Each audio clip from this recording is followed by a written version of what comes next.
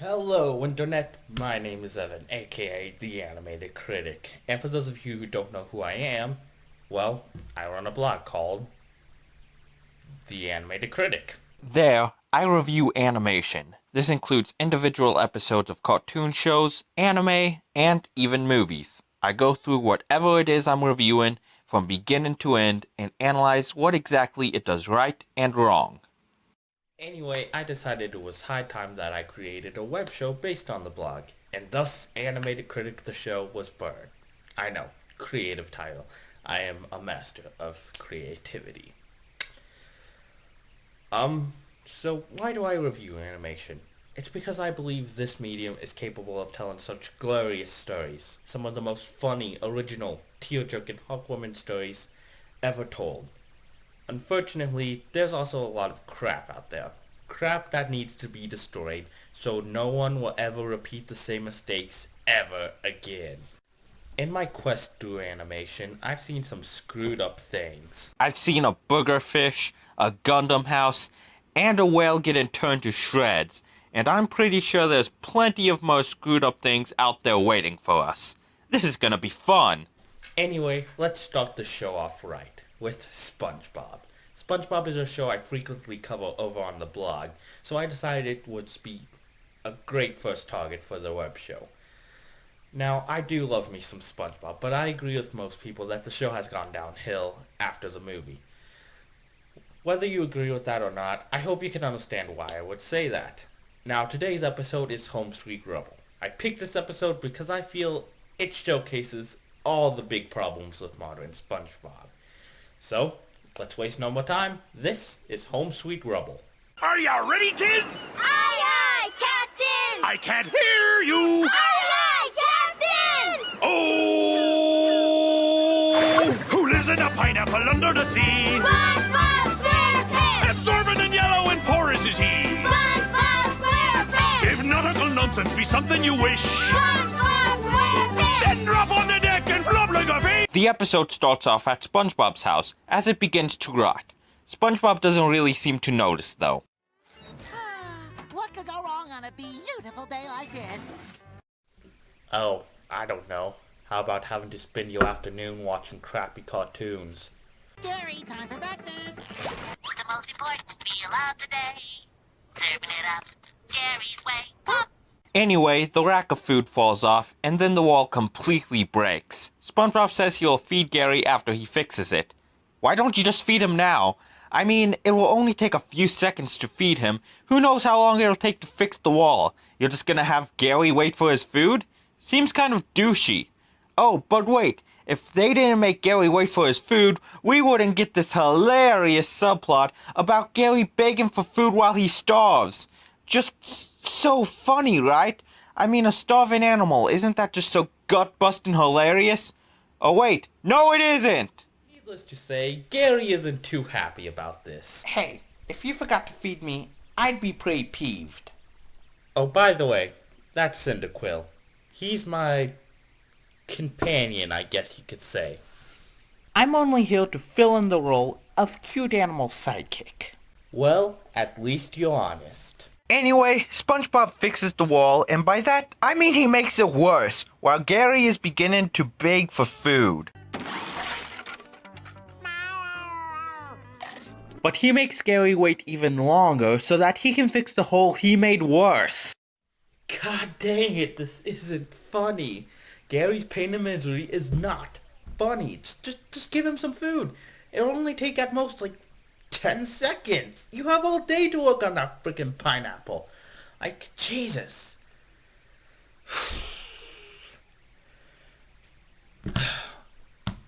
And we're only a minute in. Yeah, we're only a minute in, and I'm already done with this stupid episode. Just kill me now, please. Don't worry, I can fix both problems. Unfortunately not, as the house begins to rot even more. SpongeBob notices the mess, and he tries to keep the house from coming down completely. He then begins to yell to Patrick, who's dreaming of an overly long gag.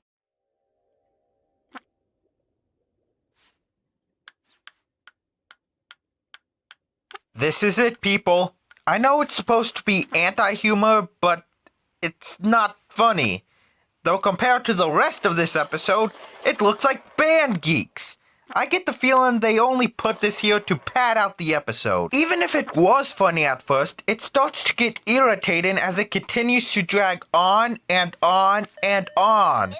He blanks for a while, sharpens a pencil, blanks, does it again. Ugh.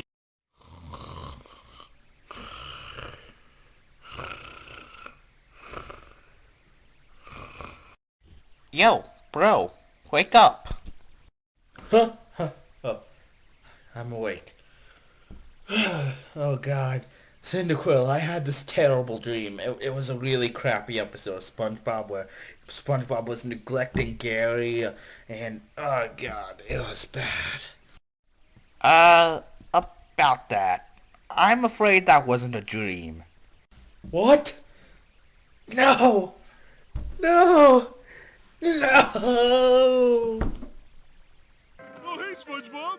You really need to clean up around here. As you can see, Patrick has been Flanderized into one of the biggest douchebags in children's cartoons.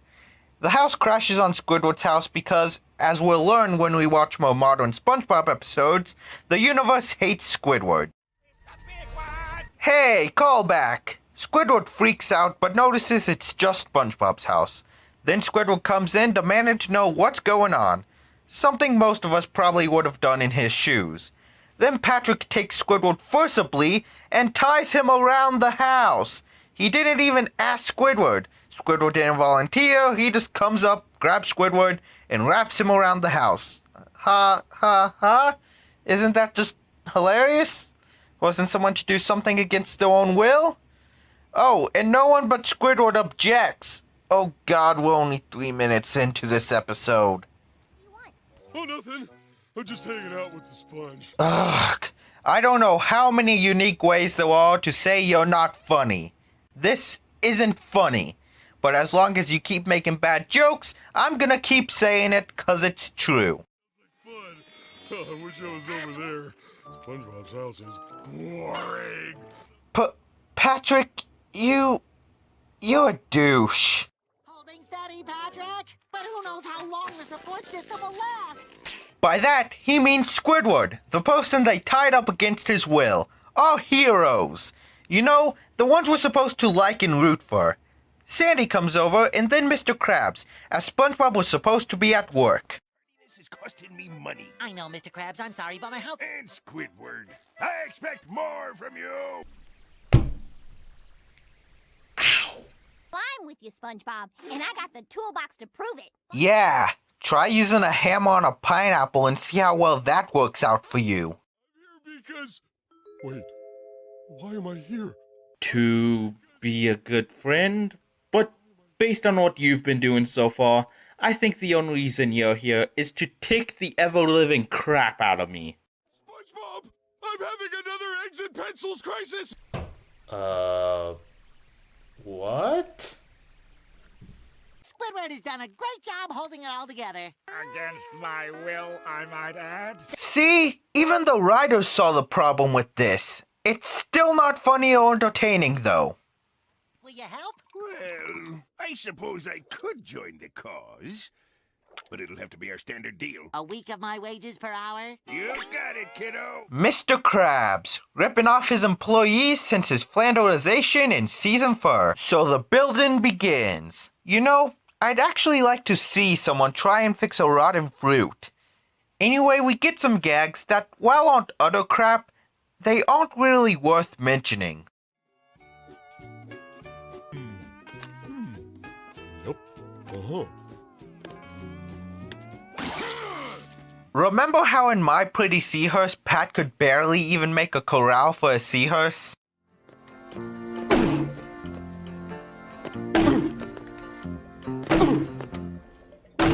Yeah, I don't think having him help with the home is the brightest idea.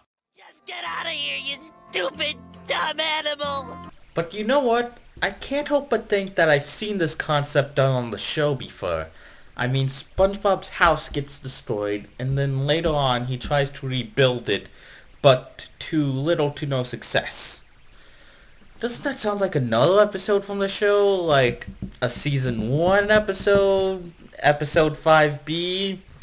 Most specifically, Home Sweet Pineapple? I mean, what the heck? We've already been through this before. Heck, the title is pretty much the same. Just replace pineapple with rubble. Not to micromanage or anything, but do any of you actually know how to build a pineapple? You grow it. So they begin arguing about how a pineapple should be built, while SpongeBob just stands back and watches.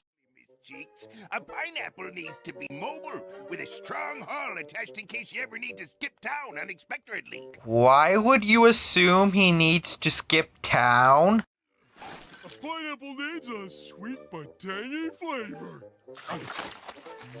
Ew. So no one is listening to the sponge. I get the feeling that they were trying to go for a moral about standing up for yourself, but they didn't do that. That's not a problem. It just seems like that's what they were going for, but there's nothing to tell me that's exactly the message it was going for. But, hey, not having a moral is not a problem. But yeah, no one listens to SpongeBob about what he wants done with his house. I feel like I should sympathize with him about this, and on normal cases, I would, as I also have a problem standing up for myself. But the thing is, he spent the entire episode ignoring Gary's call for food. Is this supposed to be irony? Well, if that's the case, it's, say it with me now, not funny. Maybe SpongeBob is supposed to learn a lesson about listening to other people. Oh wait, no, that doesn't happen. It might have possibly worked if that was the case. Oi, I thought I'd install a grill in your TV room for those nights when you have to bring work home with you. He's a fry cook. What work does he have to take home with him? Are people ordering Krabby Patties from his house? What? But the sofa goes there. Oh, I know. But isn't this better? Yeah, why be comfortable when I could have plants? Oh, and Gary comes in begging for more food, but SpongeBob flat out ignores him. Seriously, I'm supposed to relate to this guy as he's being ignored while he's ignoring his starving animal. Gary, do you ever feel like you're not being listened to?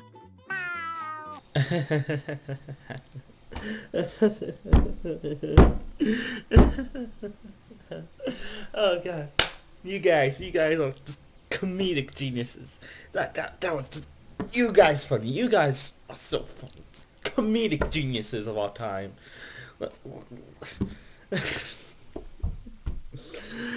Beautiful job, guys. No, bad SpongeBob, bad. Anyway, SpongeBob continues being ignored, and yada yada yada, nothing of interest happens for a while. Oh no, Gary! I still haven't fed you. Let's take care of that right now. Hallelujah! Praise the Lord! Woo! About time! Oh, but no, we can't let Gary eat yet because his pain and suffering is just so freaking hilarious. I mean, just imagine the conference between the writers of this episode. What would be really funny? What? If we have SpongeBob constantly ignore Gary while he's starving. So, have SpongeBob neglect his snail? Dude. That's the funniest thing this show has ever come up with. Good show, chap. Cheers to money. Anyway, Patrick adds a rock to the house, distracting SpongeBob from feeding Gary. You all worked very hard. And since you're such a satisfied customer, I only charged you double. Funny, hilarious, comedic geniuses. So SpongeBob and Gary look around. We get some gags, but none really worth mentioning. Oh god, that's gotta hurt. SpongeBob goes into the toilet to pander to the children, because as we all know, children love toilet humor. Then the machine uses SpongeBob as an actual sponge. Okay, seems there's still some faults. Well, it isn't exactly home sweet pineapple, but I suppose it could be much worse. I love how much of an optimist SpongeBob is. It was part of his original charm. Too bad every other bit of charm the character has was destroyed. We then get the worst ending in the history of endings. Words cannot describe how bad this ending is. You just gotta see it for yourself. I'm unraveling.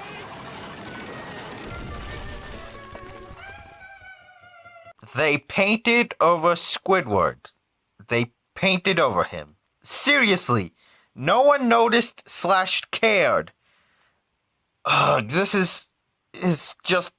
Oh, but it gets worse. Squidward is understandably upset, but can't yell at the sponge, as his neck is, well, in extreme pain. Oh, Gary, I'm sorry. With all this house ruckus, I completely forgot to feed you. Here you go, buddy. What? Furnished pineapple in a can. Oh, Gary, you are the best. Ah!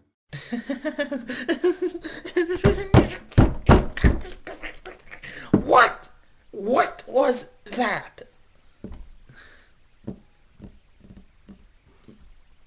Screw you. Really, screw you, episode. You suck. Big time. Seriously?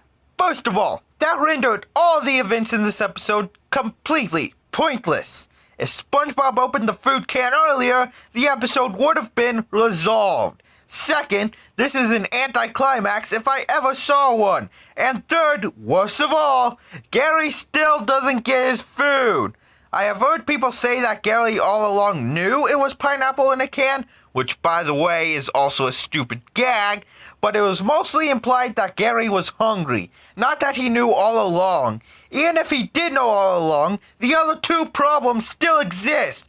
This just comes out of nowhere. This episode sucks. It has unlikable characters, a dumb plot with stupid jokes. It's everything wrong with modern SpongeBob, jam-packed in one episode, which is why I chose it to start off the series.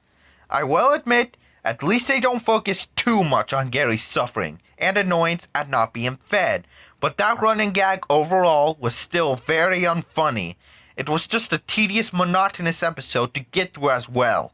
I have to ask, SpongeBob, what happened? You used to be, and still are, a childhood favorite of mine.